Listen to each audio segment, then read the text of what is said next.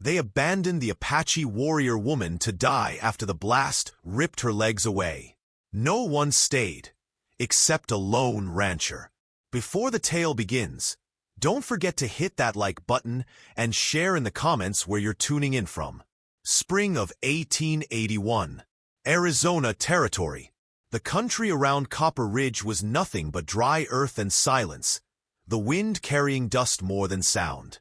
The sun beat down without mercy. The Badlands stretched wide, brittle brush, jagged stone, trails worn thin by wagon wheels and hooves. At the bottom of a slope near a narrow ravine lay the signs of a fight.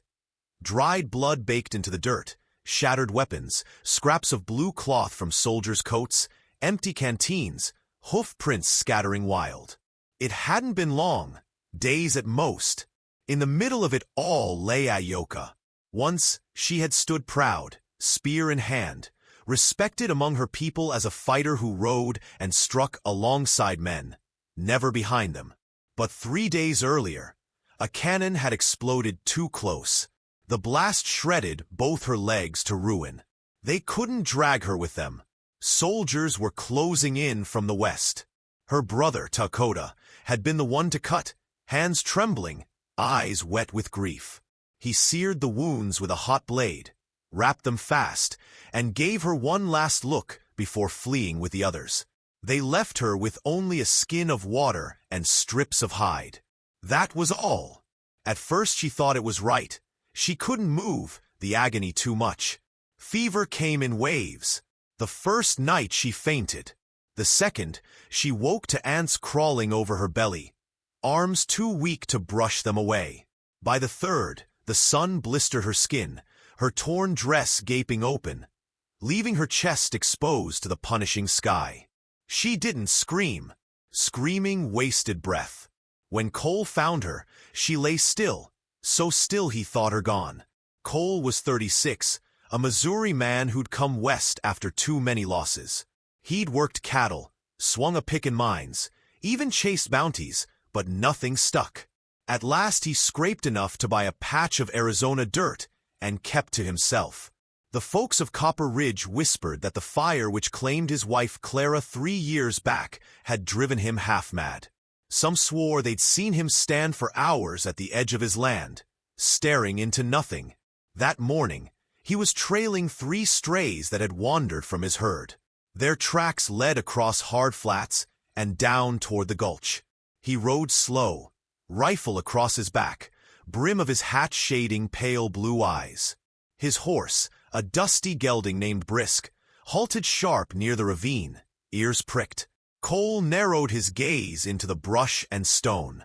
Then he heard it, faint, not animal. A ragged rasp, almost human. He swung down, hand brushing the worn grip of his revolver. Boots scuffing dry dirt as heat shimmered off the rocks. Then he saw her. She was twisted in the dust, half covered in grit. Arms sprawled wide like she'd been dropped from the heavens. The stench of old blood and sweat rose thick. Then, just barely, her chest lifted and fell. Cole crouched. Apache. Her dress, once proud with bone and hide, hung torn and ragged. Her lips were cracked, her eyes glazed. The bindings at her thighs were swollen and dark with blood, but the flesh wasn't rotting yet. He stepped back, jaw tight. If he walked away now, she'd be gone within the hour. Bringing her home meant risk, meant whispers, maybe a noose if the wrong folks learned he sheltered a wounded Apache woman. But she was breathing. Cole pulled off his hat, drew a long breath, and glanced around the empty land. Then he stepped toward her. Cole bent low and slid his arms beneath her back and under what remained of her legs. Her body stiffened at his touch, eyes fluttering open a little wider. She saw him. Her stare wasn't pleading, wasn't asking. It was the steady look of someone waiting to be judged. Cole didn't speak. He shifted her weight carefully against his chest and turned toward the horse. A broken groan slipped from her lips, but he never slowed. By the time they reached the ranch, the wind had picked up, sweeping dust across the hard ground. The place was lonely, a single-room cabin of rough pine, patched with scraps of iron, a barn that leaned like it had given up.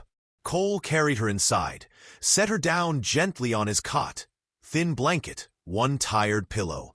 She said nothing, face drawn with pain, though her eyes darted around, marking every shelf, every gun, every wall. Cole moved with purpose. He fetched clean water from the barrel, laid a cloth in the pot to boil, and dragged over a short stool to rest what was left of her legs. Lifting her dress just enough, he peeled back the dirty wrappings. Her body tensed, but she didn't stop him. The stumps were raw, swollen, angry. He rinsed them with water, pressed pine sap and poultice to the wounds, then bound them tight with strips torn from an old bedsheet. His hands were rough, but every move was careful, exact. She never shed a tear. By nightfall, a lamp glowed low. She slept or fainted from exhaustion. Cole sat at the table in the corner, arms folded, eyes fixed on the rise and fall of her chest. Ayoka woke before the dawn. Pale light slid through the cracks in the cabin. She lay staring at the ceiling, breathing shallow. Her hand reached for the edge of her thigh, still gone. Her throat knotted. She stayed frozen until she heard it. Boots outside. Not hurried. Steady. Cole stepped in with a tin bowl, setting it on the crate beside her. Bread soaked in broth. She only looked at him. His gaze didn't waver. He asked no questions, gave no reasons. A single nod. Then he turned for the door. Her voice rasped out, dry as the desert. Silent man. He paused but didn't turn, then walked out.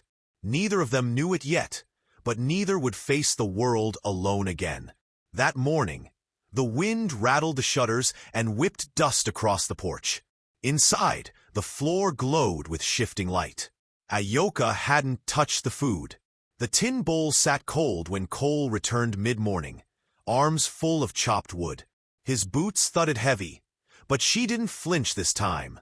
She'd pulled herself up against the wall, awkward but stubborn. A blanket hid what was left of her legs. Her eyes, sharper than the night before, followed him closely. Still, no words passed. Cole set the wood near the stove, lit a flame, fetched water. Passing her, he noticed her fingers twitch, trying to push herself upright. Her arms gave way, a wince cutting across her face. Cole crouched. "You'll tear the stitches." His voice came rough, like it hadn't been used in years. She stared, lips parted. That was the first full sentence she'd heard from him. He held her eyes a moment longer, then slid his arm behind her, steadying her until she sat straighter. She was strong, or fighting to be. The fire in her hadn't dimmed. He saw it clearly now, a cold fury against the world, not at him. Cole dragged over an old chair, its legs sawed down from when his hip had failed him once. He set it by the cot. "Try this," he muttered. She stayed still. He pointed again, firmer. "You slide forward. Arms here. I'll hold steady." She gave no reply. She moved anyway, bracing with her arms, using what strength still lingered in her belly and shoulders. Ayoka inched toward the edge of the cot. Her breathing quickened, teeth grinding as she shifted her weight onto the chair. Cole steadied her back, firm but gentle, until she was settled. Then he let go. For a long minute she sat in silence, testing her balance. The chair was bare, no padding, her palms resting on what remained of her thighs. Her eyes roamed the cabin now, marking the little things. A rifle propped near the door, a pair of boots turned inward, a coat hanging from a peg, a crack running along the stove wall. A place worn down by years, but still lived in. "You live here alone?" Her voice rasped, low but steadier. He gave a nod. She studied him. The stubble rough on his jaw, the collar of his shirt smudged with dirt, a pale scar running from his chin up beneath his ear. She'd seen him limp when he walked, right leg dragging slightly. She looked down at her own missing limbs. "You could have left me." "I didn't," he answered, plain as a hammer strike. Silence stretched between them. Not harsh, just heavy, like dust settling after a storm. Cole ladled food from the pot, set it before her in a fresh tin bowl. This time she ate, slow and shaky. He didn't sit close, didn't stare, just busied himself with the stove, fixing tools, adjusting the loose board in the west window that always whined in the wind.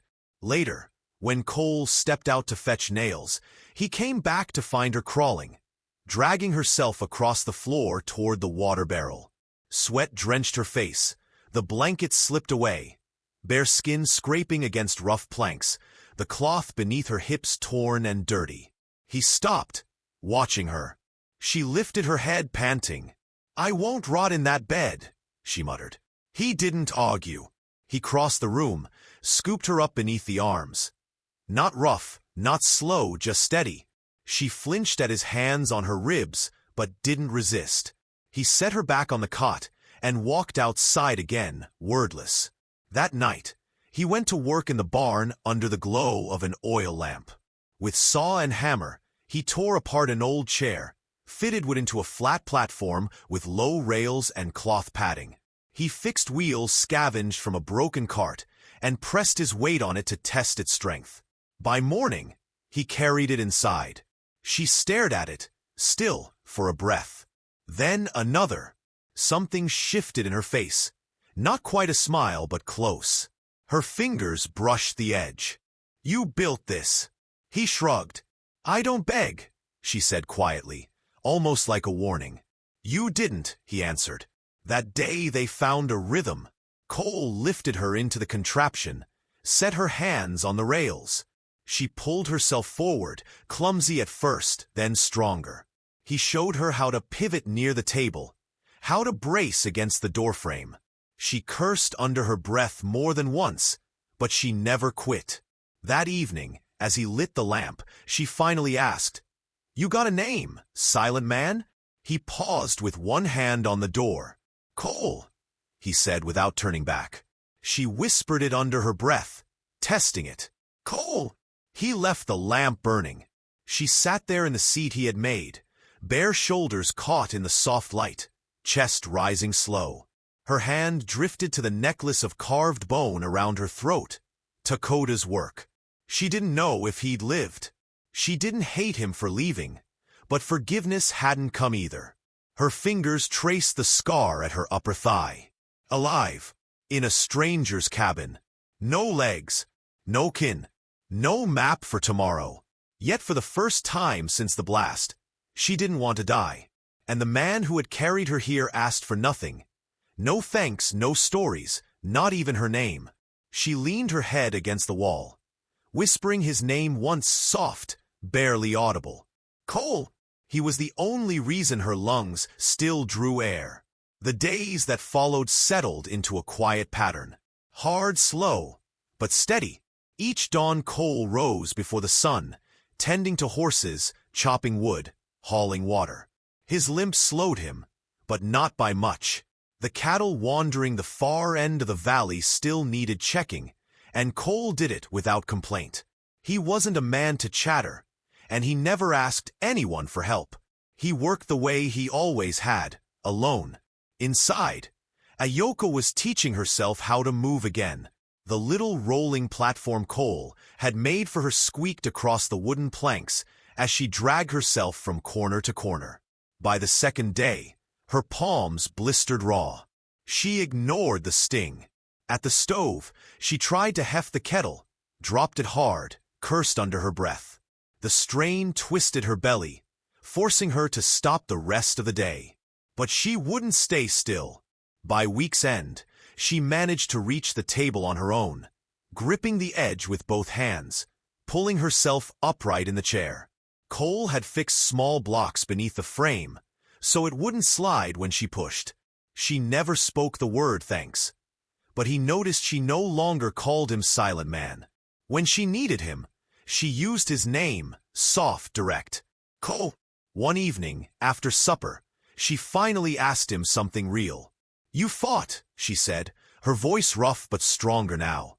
Cole didn't answer right away. He was by the fire, whittling cedar, the knife catching lamplight. "Yeah," he said at last. "Confederate. Missouri Battalion." She stared at him, long and steady. "And now you help me?" He didn't lift his eyes. "War's over." That was all. But it wasn't, not really.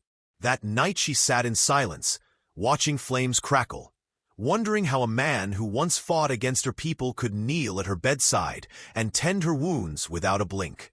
Maybe he'd lost someone. Maybe loss was what softened a man. She didn't ask. Not yet. 2 days later, fever took her.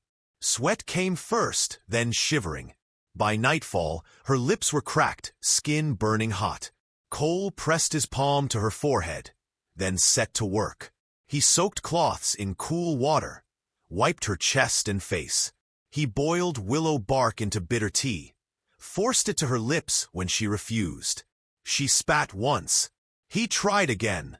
At the fever's height, she writhed, clawing at the blanket. Cole sat beside her, pressing her shoulders down, steady, not harsh. Her fingers dug into his arm. He didn't move away. That night, she mumbled names in Apache. Some broken, some clear. One word carried sharper. Dakota. Cole guessed it was her brother. He was right. By dawn, she broke the fever, eyes heavy but clear. Cole hadn't closed his own. "You stayed," she rasped. He nodded. "You're still here." It was only a few words, but it mattered. He hadn't run. Not when she screamed. Not when she burned. He stayed. The days crawled again. Her strength crept back little by little. She asked more. About the land, the stock, the house. He answered in pieces. Cole had built the place himself 5 years back, bought cheap ground after the war. Nearest town was Copper Ridge, half a day's ride. He rarely went. Didn't care much for folks. One evening she asked where his wife was. He didn't answer. She didn't push. But she noticed. The way he lingered by the window. The way his eyes always found the coat on the peg. A woman's coat, worn but clean. She kept her silence. Later, while he was outside, she pulled herself into the far corner. A small trunk sat under the bed. She didn't lift the lid. Just stared, then turned away. She honored his silence. He honored her scars. That was their unspoken bargain. One afternoon, she tugged her torn dress tighter across her chest.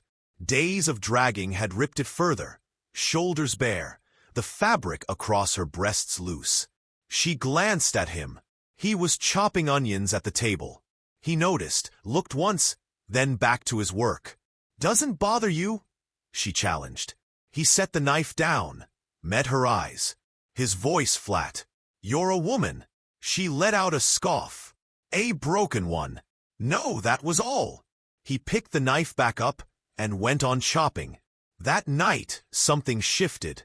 This time she didn't clutch the blanket to her chest. She didn't turn her face away when Cole lifted her back onto the cot. She met his eyes straight on. Saw the line of his jaw, the rough stubble on his neck, the worn weight in his gaze. "You ain't afraid of me," she said, half statement, half challenge. "No," he replied.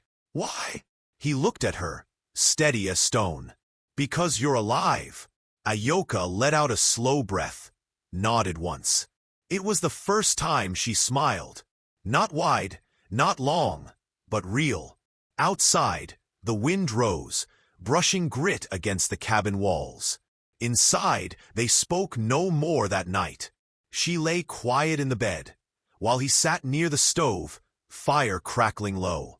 The silence between them filled the room like something earned, something solid. No one else knew she was here. No one else had come, and neither of them aimed to go anywhere. Spring deepened. Days stretched longer. Heat carried the dry scent of mesquite. The land outside stayed empty. No riders, no wagons, just the wind in the brush and the cry of a lone hawk circling high above. Inside, their rhythm held steady. Each dawn Cole brought in water, kept the fire low, cooked without fuss. By then, Ayoka pulled herself into her rolling seat at first light, careful, her movements stronger, her breathing no longer strained, her palms calloused where blisters had been. She wore one of Cole's old shirts now, wide and buttoned down, cinched with a belt she'd cut shorter herself. Her own dress had torn beyond mending. Cole had folded the shirt at the foot of her cot 3 mornings earlier, saying nothing. She waited until he stepped out, then pulled it on without hesitation. That morning, she finally asked, "What did you do before all this?" He was outside near the barn, repairing a saddle while seated on a stump. "Ran cattle. Did some mining. Odd jobs." He shrugged. "Nothing I stuck with long." "What happened to your wife?" Her voice was calm, direct. He stopped mid-stitch, hand frozen. "Fire. 3 winters back. Stove tipped while I was out fixing fence." He didn't lift his eyes. "Got back too late." She sat in silence, letting the weight settle. She asked no more. The quiet that followed wasn't cold. It carried a sense of something shared, something understood. Later that day, Cole dragged in a second chair and set it beside hers at the table. "You planning to sit with me now?" she asked, one brow arched. He gave the faintest nod. "Seems right." That night they ate together for the first time. No table between them. A lamp burned in the center, casting soft shadows. Ayoka moved slower than usual, chewing with care, her eyes flicking toward him. "You always this quiet?" she asked. He shrugged. "Talk when I need to. Guess you talk enough for both of us." He glanced at her then. Just a second, but a smile touched the corner of his mouth. The first she'd seen. After supper, she asked, "Take me outside." He hesitated. "Don't want folks seeing." "There's no one out there," she said. "And I need the wind." He carried her gently to the porch, set her on a bench padded with blankets. Above them, the sky burned orange and purple, the last light bleeding across the hills. Ayoka closed her eyes, breathing slow. "Smells like fire's not far." Cole looked to the horizon. Someone clearing brush early. She didn't ask to go back in. She stayed, face turned to the sky, eyes closed. Cole sat beside her, hat resting in his lap. After a while, her shoulder brushed against his arm. On purpose. "You ever touch a woman like this?" she asked, voice quiet. He didn't move. "Like what?" "Not out of duty. Not out of pity. Just touch." He turned toward her slowly, searching her eyes. She didn't flinch. The shirt she wore gaped at the top, collarbones bare, the line of her chest steady. "I'm not broken," she said. "Don't look at me like I'm some ghost." "I don't," Cole said quietly. Ayoka's hand slid across the bench until it found his. She guided his palm to rest low on her hip. What remained of it? Warm flesh, scarred yet smooth. His fingers twitched but didn't pull away. She kept his hand there. "I can't feel it like I used to," she murmured. "But I still want to." His breath deepened. She leaned closer, slow as a tide rolling in, her lips brushing his cheek before finding his mouth. She kissed him soft, unrushed, unafraid, and meaning every bit of it. He kissed her back. When they parted, her eyes held his, calm and steady. "You sure?" His voice came rough. "I know what I want," she said. Cole rose, lifting her with care, his arms strong beneath her. He carried her inside without a word and laid her gently on the cot. Ayoka loosened her belt, let the shirt fall open. Her body was lean, curved, marked by bruises, yet her gaze never wavered. Cole undressed with no shame, his chest scarred, ribs hard under weathered skin. She traced the old bullet scar on his hip with her fingers. "You ain't the only one with ghosts," she whispered. That night they moved together slow. Not from hunger, but from understanding. She pressed her lips to his chest. He kissed the scar along her thigh. When he lay over her, it wasn't rushed. It wasn't desperate. It was steady, deliberate, real. And when it ended, he didn't pull away. He stayed. She curled against him, breath warm on his skin, her hand spread across his chest. "You could have left me," she whispered again. He closed his eyes. But I didn't. In the dark, they held each other like people who hadn't in years. Not since before the war, before the fire, before all the bleeding. Outside, the wind went still. Inside, no words passed. None were needed. Cole woke first, as always. Dawn hadn't touched the cabin yet, though the faint press of wind at the window said morning was near. Ayoka lay tucked against his chest, hand curled near his ribs, her breathing slow and even. He stayed still, watching the ceiling, listening to the quiet. When he finally moved, it was careful, sliding out from under her, pulling the blanket to her bare shoulders. She didn't stir.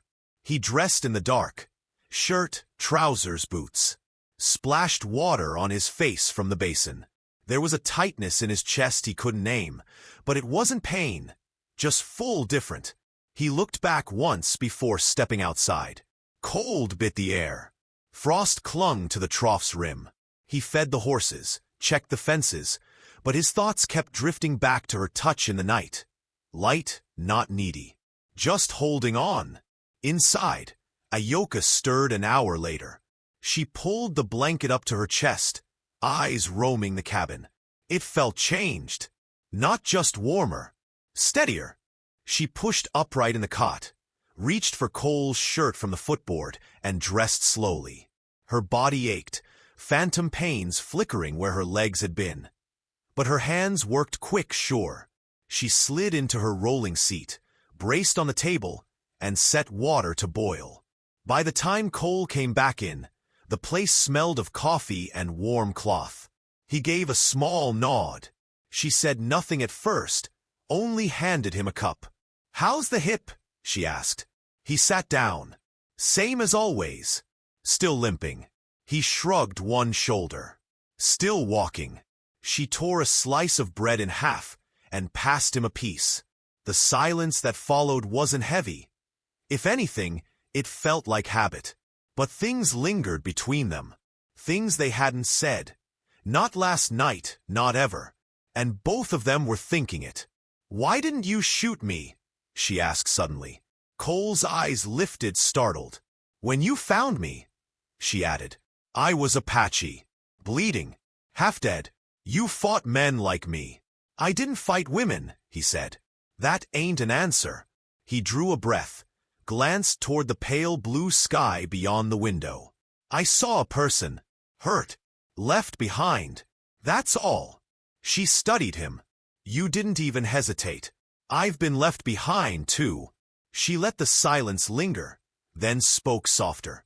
"Dakota didn't mean to leave. He was scared. They all were." "Dakota, your brother?" Cole asked. Ayoka nodded. "He cut my legs, wrapped the wounds, told me he'd come back. I think he believed it, but no one else did."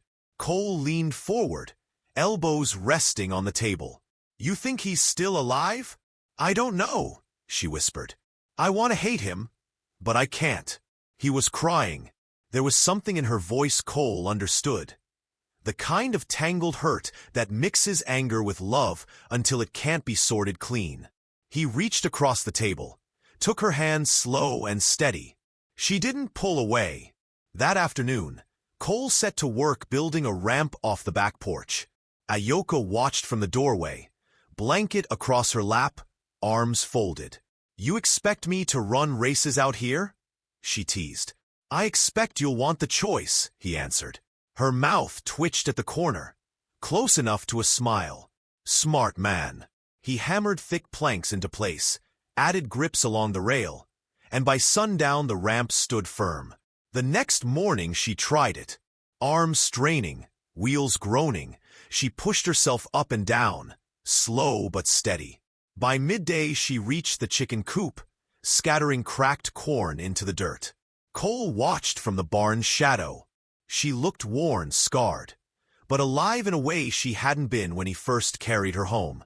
That night, after supper, she said plain, "I need help bathing. Can't reach what I need to." He nodded, no questions asked. He carried her to the wooden tub outside, steam rising from the warm water. He lowered her in gently. She didn't cover herself, didn't turn away. "You look like you're waiting for permission," she said, eyes locked on him. "I'm waiting to see if you want me to." She reached up, placed his hand at her waist. "You're not just saving me anymore," she said softly. "You're with me." Cole washed her slow and careful, his hands across her back, down her arms, over the curve of her hip and the scar that marked the end of her thigh. She leaned against him as water ran down both their arms. When he carried her back wrapped in a wool blanket, she pressed her lips once against his shoulder. Inside, she dressed on her own. Later, she pulled herself into his lap near the fire, laid her head against his chest, her hand resting over his heart. Cole didn't move. He just held her, listening to the wind at the windows and the slow rhythm of her breath. No one had ever asked him to stay before. No one had ever stayed for her. But now they were both here, and it mattered. By early June, the land around Cole's cabin baked dry. Days stretched long, nights stayed warm, the scent of brush fire gone, leaving only dust, wind, and the calls of birds roosting in the barn rafters. Ayoka knew every inch of the cabin by touch. She could reach the stove, the table, the front door. The ramp held strong. Each morning she rolled herself out into the sun, elbows tough, legs covered with a blanket she'd sewn from scraps of hide and cloth. It wasn't pretty, but it worked. She had stopped asking what came next. Cole had stopped waiting for her to go. Their days slid by. Meals shared, fences mended, would split. But beneath the ordinary lay something deeper, carried in small gestures. His hand adjusting her shirt when it slipped, her palm brushing dust off his shoulder as he passed. They didn't name it. They didn't need to. That morning, Cole was finishing repairs on the back gate when her voice cut across the yard. "Someone's coming." He straightened, wiped sweat from his brow. She sat under the overhang near the coop, eyes fixed eastward. A lone rider moved slow along the ridge. Cole didn't hesitate. He set the hammer down, wiped his hands, and stepped inside for his rifle.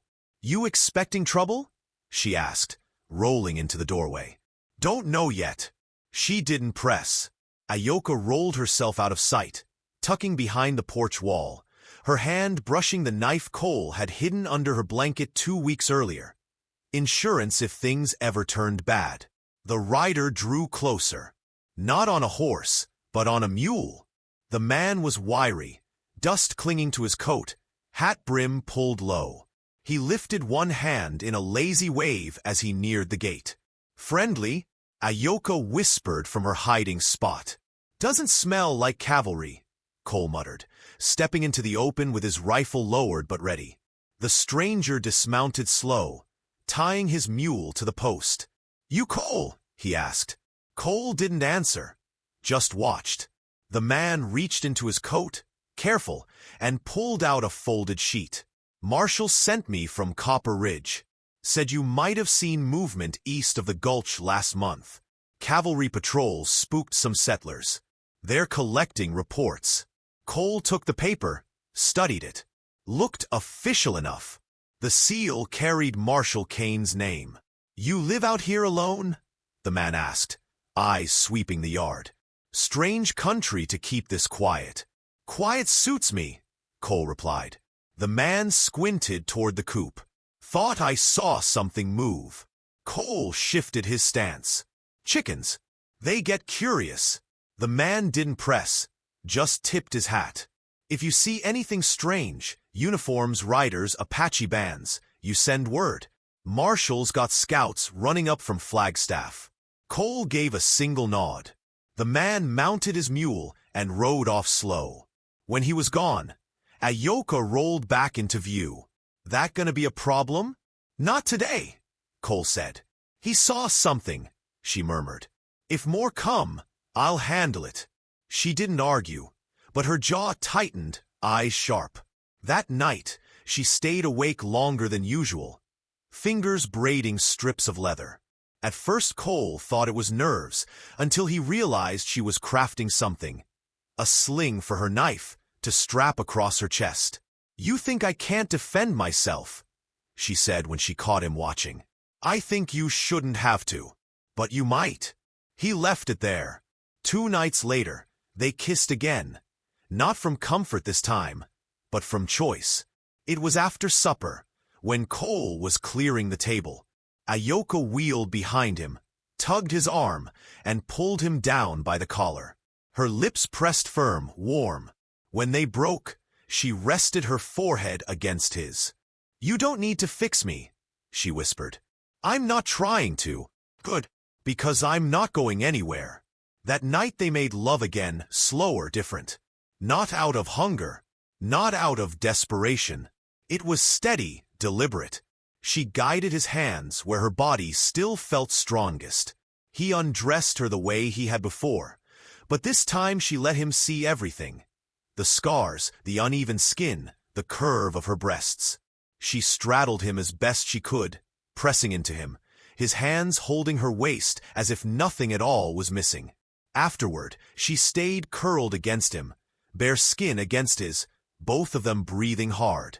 "You ever want children?" she asked, quiet. He hesitated. "Had a daughter once. Rose. Before the fire." She was 2. Ayoka didn't speak, just took his hand, lacing her fingers with his. "I can't," she whispered after a while. "Doctor told me years ago." He didn't answer right away, only brushed his hand across her cheek. "You're still everything," he said. The words struck her deeper than she expected. Not because she craved them, but because she believed them. For the first time since that ravine, she didn't feel broken. She felt wanted. The next morning, she carved him a bead from bone, small and etched. When she handed it to him, he turned it in his palm. "What's it mean?" "It means day," she said. And he kept it. By mid-June, the heat pressed down harder. Cicadas screamed through the mesquite, the land turning pale and brittle, like everything had dried from the inside out. Water from the barrels had to be rationed. Cole shortened his work at midday, saving the labor for dawn and dusk. Ayoka spent the hot hours inside, sewing cloth, carving bone, moving steady around the cabin as if she'd always belonged there. They built something, not in promises, but in presence, in quiet gestures, in shared work. And still, neither spoke the word love. It was a still morning when the past found them. Cole was behind the barn, tugging weeds from the fence line. He'd meant to fix all spring, but never quite managed. His boots scuffed the dirt, a grunt rising now and then when his bad hip caught. Ayoka was inside, boiling beans for the midday meal. She could hear him out there, the rhythm of his steps, the sound of his work, familiar, steady, almost comforting. She was rinsing a tin cup when she caught it. Hooves. Not Cole's horse. A different gait. Too quick for the heat. Her chest tightened. She rolled toward the front door. A rider on a brown gelding pulled up by the fence. His clothes were wrong. Too clean for trail work, boots without dust. A pistol sat on his hip, a knife opposite. His eyes settled on the cabin like he already knew what he'd find. "Anyone home?" he called, hand resting near his belt. Ayoka wheeled herself onto the porch. She didn't speak at first, just sat, one hand hidden under the blanket, gripping the knife Cole had tied there for her. "Who's asking?" she said flat. The man studied her, lips tugging into a smile. "You Ayoka?" She didn't answer. "Name's Griff," he went on. "Came out of Yuma. Heard about a wounded Apache woman, survived a blast near Copper Ridge. Word travels." Her face stayed stone still, unreadable. "Word also says you were left behind," Griff added, his tone sharp with meaning. Behind the barn, Cole stepped out quiet, rifle in hand. He kept to the corner of the house, eyes locked, silent as a shadow. "What do you want?" Ayoka asked. Griff shrugged. "Some folks put money down for Apache fighters. Doesn't matter the legs, just the name." Something cold flickered through her. Not panic, something harder. She didn't glance behind her, just stared him down. "You here for bounty?" He grinned. "Just scouting. Wanted to see if the story was true." Cole stepped into view then, slow and calm. "It ain't," he said. Griff turned, hand drifting toward his belt. "You Cole Holt?" Cole didn't answer, just lifted his rifle an inch higher. "She's under my roof," he said. "And she stays." Griff weighed the ground between them, sizing up his odds. Cole's face gave nothing, just that flat look of a man who'd already outlived too much. "You draw," Cole said, voice low. "You won't get that gun halfway out." A long beat hung heavy. Griff's hand eased away. He tugged his reins instead. "No need for blood," he muttered. "Ain't nothing here worth dying over." He turned his gelding and rode off. Not quick, not slow. Just enough. Cole kept the rifle raised until the dust cloud thinned to nothing. When he finally stepped onto the porch, Ayoka's knuckles were white on the knife under her blanket. She let go slow, breath shaking out of her chest. "They know," she whispered. "They always did," Cole answered. "Just didn't matter till now." He sat beside her, both of them staring out toward the trail. The sun hung high, the sky clear, but the air between them was different. "You think he'll come back?" she asked. Cole shook his head. "He'll send worse." That night, they barely spoke. After supper, Cole pulled back the rug beneath the table, pried open a trapdoor. Below lay a cramped space, enough for supplies, a rifle, maybe 2 people. "If it comes to it," he said. "You built that for me?" she asked, her voice low. He nodded. "After the fever." She looked at him a long moment, then leaned forward and kissed him, slow, certain. When she pulled back, her hand lingered on his cheek. "I'll kill for this place," she said. "You understand?" "I already have," Cole answered. Later, lying against him in the dark, Ayoka whispered, "I never thought I'd belong anywhere again. You do now." There were no rings, no preacher, no vows spoken. But that night she called him husband for the first time, and he didn't correct her. The next morning, the wind cut hard from the east, driving grit across the valley. Dust piled at the porch edges, and the sky looked bruised, pale around the corners. Ayoka sat wrapped in Cole's old coat near the doorway, her eyes fixed on the trail that cut through the valley. Since Griff's visit, words between them had been few. Cole kept himself busy with repairs, tightening the hinges on the barn door so it would shut quick if trouble came. He cleaned his rifle twice, counted cartridges, and moved the box closer to the table. The cellar under the floor was stocked: dried beans, lamp oil, tools, cloth. Enough for days if they had to wait out trouble. Neither of them panicked, but both knew a line had been crossed. Late that afternoon, Cole sat down across from her at the table. "If they come back, they won't come alone," he said. "Might be soldiers this time. With orders." Ayoka nodded, silent. "You don't need to stay when that happens," he told her. Her jaw tightened. "I'm not running. They'll call you a fugitive. I was already left for dead. I'm not leaving again." He held her eyes. "You sure?" She stared straight into him. "You my husband or not?" That ended it. He didn't answer because he didn't have to. That night, they worked together. Cole reinforced the barn wall, shifted supplies closer to the ramp. Ayoka carved 2 bone beads by firelight, small, shaped like shells. She tied one to her necklace and pressed the other into Cole's hand before he could speak. "No words," she said softly. "Just keep it." By the second night, the waiting weighed heavy. Ayoka couldn't sleep. She lay on the cot staring at the ceiling, muscles twitching, shoulders drawn tight. Cole found her rolling herself across the floor in the dark. You need rest, he said. I'll rest when I see their faces. You're not alone, he told her. She paused, then murmured, I know.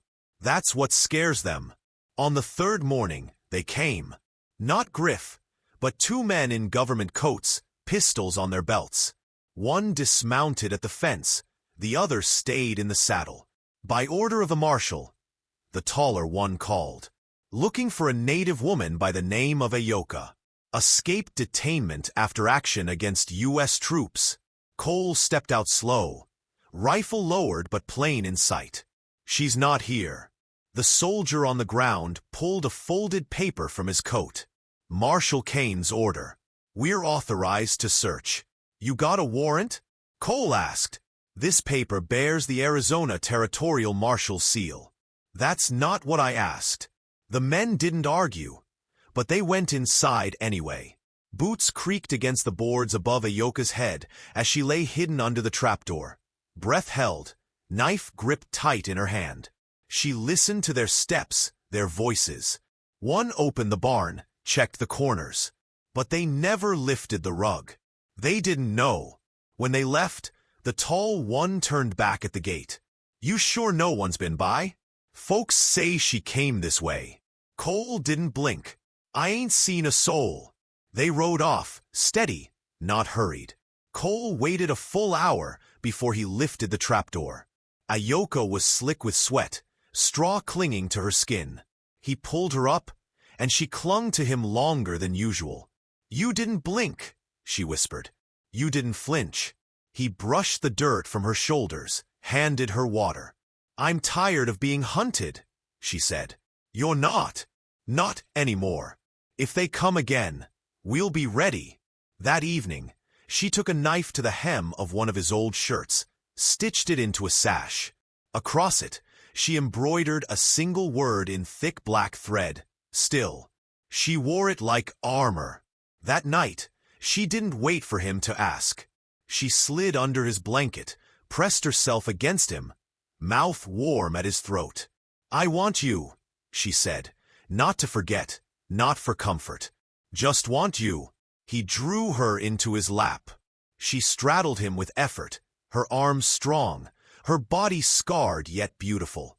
His hands steadied her waist. She let him see her, all of her, unbroken. And when he moved with her, it wasn't pity, it was belonging, because she was whole. They spoke little through it. Only when her breath broke against his lips did Cole whisper, You're mine now. And without hesitation, Ayoka answered, I've been yours since the day you carried me out of that dirt. They drifted to sleep with her hand resting on his chest, his fingers tangled in hers. No fear lingered between them this time. Only heat, only certainty, only the promise that morning would come and they'd still be side by side. By the fourth morning after the soldiers rode off, Ayoka was awake before Cole. She sat on the porch wrapped in a heavy woven blanket, sunlight catching the carved beads at her throat. The valley lay quiet, still, but alive in the way she'd grown to trust. The chickens fussed softly near the coop. Cattle stood silent at the fence line. A lone hawk wheeled above the ridge, its cry sharp and distant. No riders, no dust trails, just peace. Inside, Cole stirred. He stepped barefoot out the door, shirt half-buttoned, hair mussed from sleep. He lowered himself beside her on the porch step until their knees touched. You heard anything? He asked. She shook her head. Nothing but the wind. He studied her then. The light fell across her face, softening the scar on her cheek. Her thick black hair, tied back with a strip of hide, shifted slightly in the breeze. Her eyes held steady, clear, unafraid. They're not coming, she said. Cole didn't answer, but he knew she was right. The search had moved past them. Either Marshal Kane had turned his attention elsewhere, or the trail had gone cold. Whatever the reason, no one had come in days. She reached for his hand. Their fingers locked naturally, without thought, as if they'd always fit. That afternoon, for the first time since all of it began, Cole took her beyond the ranch. He hitched Brisk to the wagon, laid a thick bed of blankets in the back, and helped her climb in. She braced with her arms, face flushed with effort, but she made it. He let her take her time. The wagon creaked across dusty hills until they reached a shallow creek bed beneath a crooked cottonwood. Cole stopped the horse, lifted her carefully down, and set her on the grass. "I used to bring my daughter here," he said, voice low. Ayoka tilted her head. "You never told me her name." "Rose," he said quietly. "She liked to watch the frogs. Never caught one." Ayoka smiled faintly. "She sounds like someone I would have liked." "You'd have scared her," he muttered, the corner of his mouth twitching. "Only a little," she teased. They sat beneath the tree for a long time. Cole leaned back against the trunk. She leaned into his shoulder. "I've been thinking," she said softly, "about what comes next." He turned to her. "What next part? This ain't just surviving anymore. Not for me. I want to build something. With you. Real." He let her speak, his silence giving space. "You ever think about starting over?" she asked. His voice came rough. "Every day since I met you." She pulled a small leather pouch from her belt and opened it. Inside lay a bone ring, hand-carved, uneven at the edges but strong. She'd shaped it in secret while he slept. "You took me in when I was nothing but blood and scars," she said. "No legs, no name left. You stayed. That's more than most men ever do for a wife." Cole turned the ring over in his hand, then slid it onto his finger. "Then I guess I'm her husband now," he said. "You always were," she whispered. They rode back before sunset. That evening, Ayoka baked cornbread, her first time cooking end to end. She burned the edges, cursed an Apache, and nearly tossed the pan into the fire. Cole ate every bite with a straight face, swearing it was the best bread he'd ever tasted. She saw right through him, but smiled anyway.